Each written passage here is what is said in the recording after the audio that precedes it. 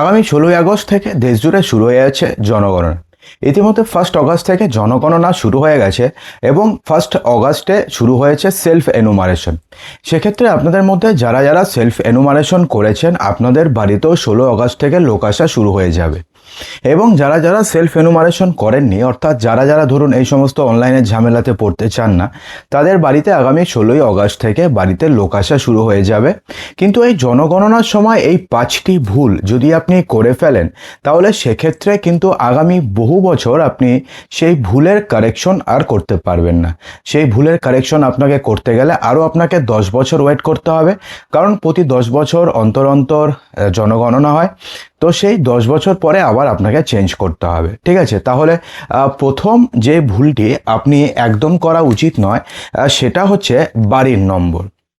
ঠিক আছে, দেখুন, যারা ধরুন মেট্রোপলিটন সিটিতে থাকে তাদের তো বাড়ির নাম্বার থাকে, কিন্তু যারা ধরুন গ্রামে থাকে, যারা ধরুন মোটামুটি সেমি আরবান এলাকাতে থাকে, তাদের কিন্তু বাড়ির নাম্বার জানা থাকে না।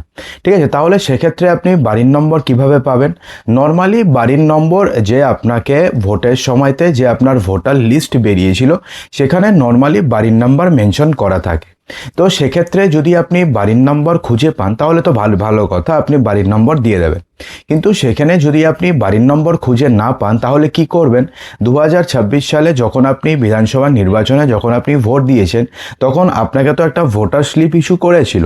সেই ভোটার স্লিপের মধ্যেও বাড়ির নম্বর লেখা থাকে। তাহলে সেই ভোটার স্লিপটা আপনি একবার চেক করে নেবেন। যদি আপনাদের জানতে অসুবিধা হয় যে আপনাদের বাড়ির নম্বর কত, তাহলে সেক্ষেত্রে আপনি কি করবেন? আপনি যদি পুরসভাতে থাকেন, এসডি অফিসে গিয়ে যোগাযোগ করবেন। যদি আপনি গ্রামে থাকেন, তাহলে পরে আপনি পঞ্চায়েত অফিসে গিয়ে যোগাযোগ করবেন। এবং মেট্রোপলিটন সিটির তো প্রত্যেকটি বাড়ির নাম্বার, হাউস নাম্বার থাকেই থাকে, সেক্ষেত্রে তাদের চিন্তা করার কিছু নেই। দেখুন, দ্বিতীয় যেটা রয়েছে সেটা হচ্ছে ফোন নাম্বার। দেখুন, এটা না খুব ইজি মনে হলেও এই ফোন নাম্বারটা কিন্তু একটা ভাইটাল রোল প্লে করে। কারণ আজকের দিনে, আজকের থেকে 5-6 বছর আগে সবার কাছে 2 থেকে 3টা সিম নম্বর ছিল, বা 2 থেকে 3টা নম্বর ছিল, কিন্তু আজকের দিনে এসে 3টা সিম মেনটেন করা কিন্তু খুব কঠিন ব্যাপার। সে কারণে 1-2টো সিম কিন্তু নর্মালি সবারই বন্ধ হয়ে যাচ্ছে। ঠিক আছে, তো সেক্ষেত্রে আপনি যেই ফোন নাম্বারটি জনগণনার সময় ইউজ করবেন, বিশেষত আপনাকে হাউস মানে হেড অফ দ্য ফ্যামিলি যিনি রয়েছে, তার ফোন নাম্বার আপনাকে ইউজ করতে হবে।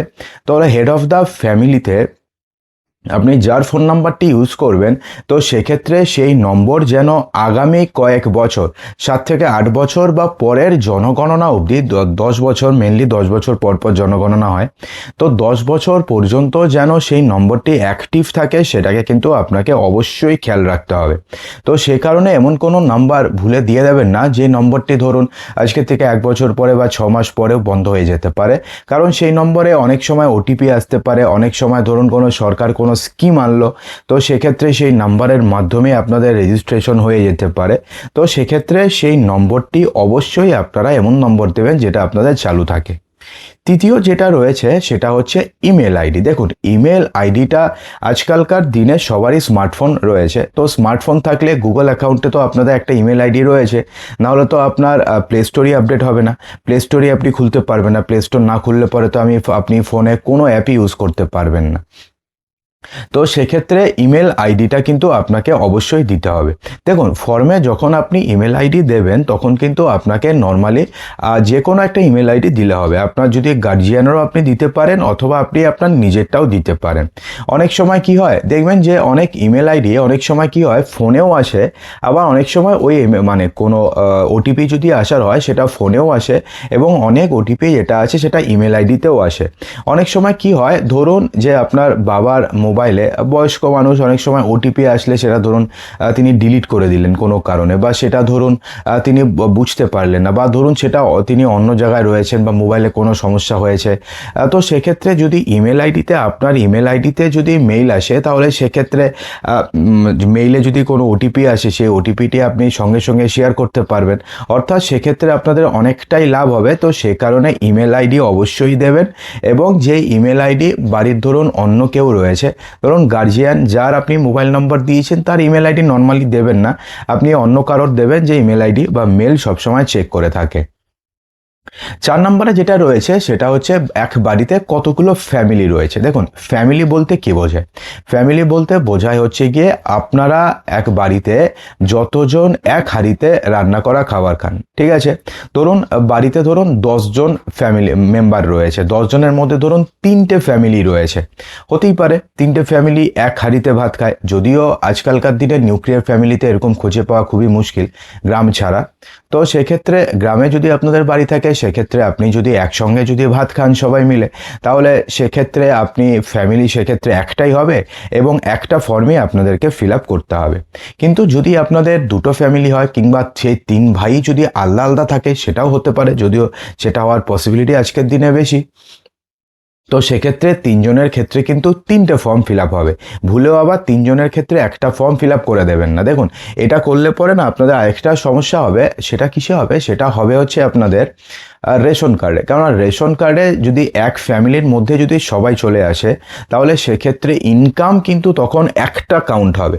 তো সেক্ষেত্রে সেই ইনকামের বেসিসে যদি রেশন কার্ড বাতিল করে দেয় তাহলে সেক্ষেত্রে আপনাদের ধরুন ওয়াই 3 ভাইয়ের মধ্যে তো সবাই সেম ইনকাম করবে সেটা তো হতে পারে না। এক ভাই ধরুন কম ইনকাম করে, তিনি ধরুন তার কাছে ধরুন ওয়াই রেশন কার্ড রয়েছে, কিন্তু যেহেতু একটা পরিবার তাহলে 3 জনের ইনকাম একসাথে অ্যাড হয়ে গেল। অ্যাড হয়ে যাওয়ার ফলে কি অ্যামাউন্টটা বড় হয়ে গেল। এর ফলে কি হলো না, যেই একজন ডিপ্রাইভড হয়ে যাবে বাকি দুজনের জন্য, অর্থাৎ দুজনের ধরুন RKSY 2 রেশন কার্ড রয়েছে, একজনের AOY রেশন কার্ড রয়েছে। তো সেক্ষেত্রে তারও রেশন কার্ড AOY RKSY হয়ে যাবে, 2 হয়ে যাবে, অথবা 3 জনের রেশন কার্ডই বন্ধ হয়ে যাবে। তো সে কারণে যদি আপনারা আলাদা খেয়ে থাকেন তাহলে আলাদাভাবে আপনারা ফর্ম ফিল আপ করবেন। এবং পঞ্চম যে ভুলটা আপনাদের ভুলেও করা উচিত নয় সেটা হচ্ছে আইডি নম্বর। যখন আপনি অনলাইনে সেলফ এনুমারেশন করেছেন তখন কিন্তু একটা আইডি নম্বর জেনারেট হয়েছে। সেই আইডি নম্বর দিয়ে কী হবে এখন যদি আপনারা ভেবে থাকেন তাহলে আপনাদের জানিয়ে দিই যে যখন আপনাদের বাড়িতে লোক আসবে ভেরিফিকেশন করতে তখন সেই আইডি নম্বরটি আপনাকে দিতে হবে এবং সেই সঙ্গে একটা পাসওয়ার্ড যাবে আপনাদের রেজিস্টার করা মোবাইল নাম্বারে এবং রেজিস্টার করা ইমেল আইডিতে, ঠিক আছে? তো সেই সেই যে ওটিপি রয়েছে সেই ওটিপি আপনাকে দিতে হবে এবং আইডি নম্বরটি আপনাকে দিতে হবে। তারপরে যে আধিকারিকরা আসবেন তিনি এসে কি করবেন, নর্মালি হাই স্কুলের টিচার বা প্রাইমারি স্কুলের টিচাররাই আসছেন বা কোথাও কোথাও আশাকর্মীরাও যাচ্ছেন, SSK MSK দিদিমণিরাও যাচ্ছেন। তো সেক্ষেত্রে তারা আপনি যেই ফর্ম ফিল আপটি আপনি করেছেন, ঠিক আছে, তো সেই ফর্মটিকে বা সেই ডেটা আপনি দিয়েছেন সেটা অরিজিনাল কিনা সেটা তো খতিয়ে দেখবে। তো খতিয়ে দেখার সময় কিন্তু এই যে আইডিটা রয়েছে বা আইডি নম্বর যেটা রয়েছে সেটা কিন্তু আপনাদের অবশ্যই খুব কাজের জিনিস। যদি আপনি ভুলেও এই আইডিটিকে ডিলিট করে ফেলেন সেক্ষেত্রে কিন্তু আপনাদের সমস্যা হতে পারে। তো সেই কারণে আইডিটিকে সেভ করে রাখবেন এবং ভবিষ্যতেও এই আইডি আপনি সেভ করে রাখবেন, কারণ ওই আইডি দিয়ে আপনি সমস্ত কিছু দেখতে পারবেন যে আপনি কি কি ফিল আপ করেছেন। তো আশা করব ভিডিওটিতে সমস্ত কিছু বোঝাতে পেরেছি। যদি ভালো লাগে লাইক করবেন, শেয়ার করবেন এবং চ্যানেলটিকে সাবস্ক্রাইব অবশ্যই করবেন।